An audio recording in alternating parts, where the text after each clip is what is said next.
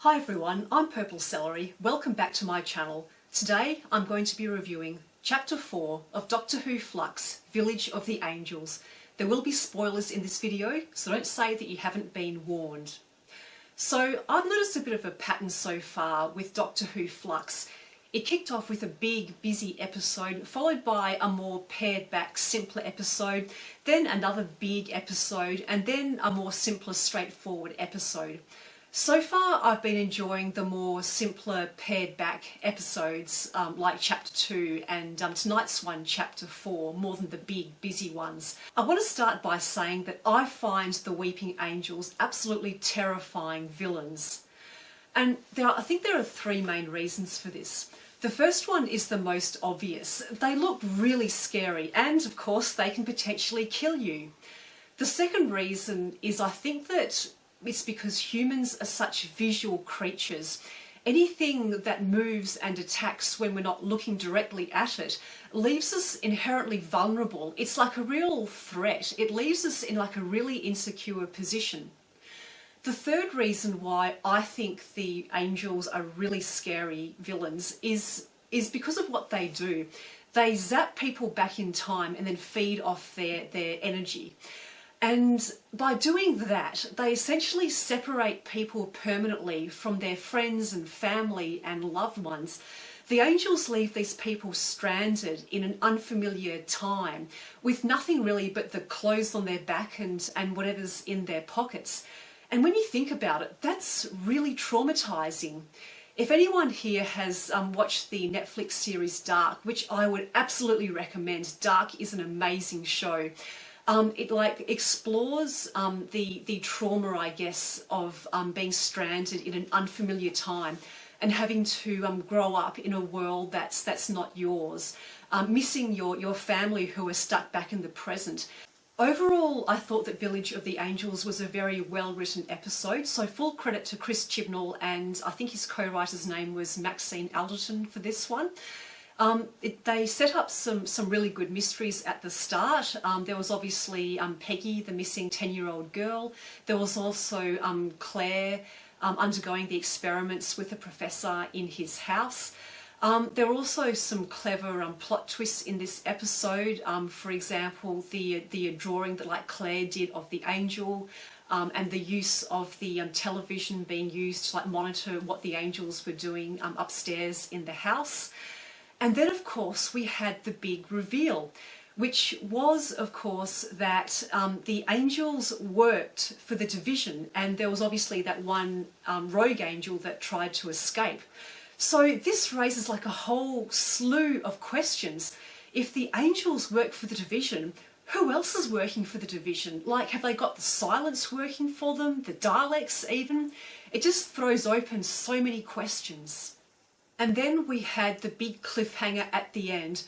Oh my God, the Doctor is now an angel. I've got no idea how she's going to get out of this one or what the division wants with her. But yeah, wow, I just can't wait for next week's episode.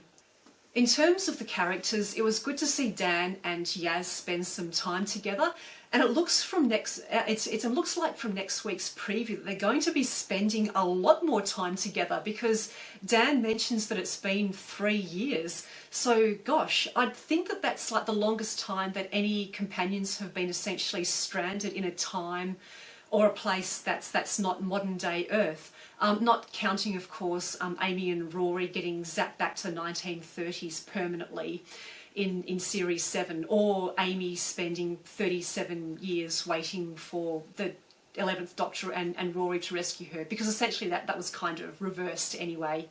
I am, however, a little bit concerned for Yaz. I'd imagine that Small Village 1901 is not the most easiest time and place to be living in when you're a young, ambitious woman of Pakistani descent.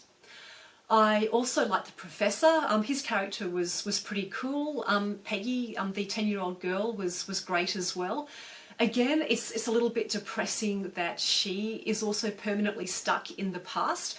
Obviously, there's a lot more opportunities for girls and young women in the 60s, 70s and 80s than there was back in the 1900s and 1910s and 1920s. And yeah, look, I'm wondering if Peggy marries, whether she'll, lose a husband to World War One. It's quite depressing when you think about it. I also liked the Doctor in this episode. I liked how she never stopped trying to protect people.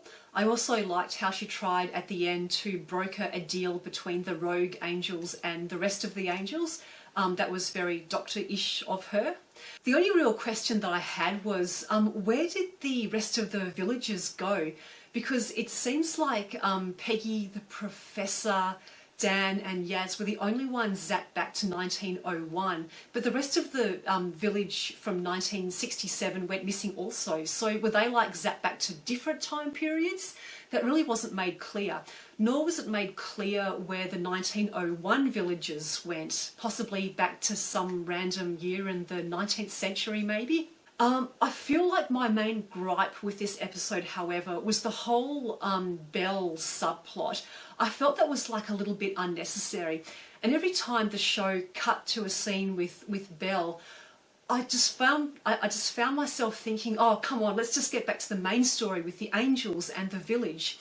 So yeah, it was nice to see. I personally could have done without it.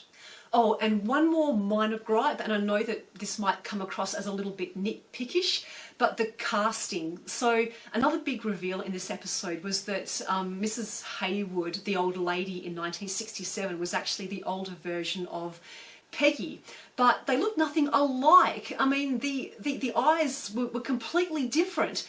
And again, this is why I love the show Dark so much, because the casting was spot on.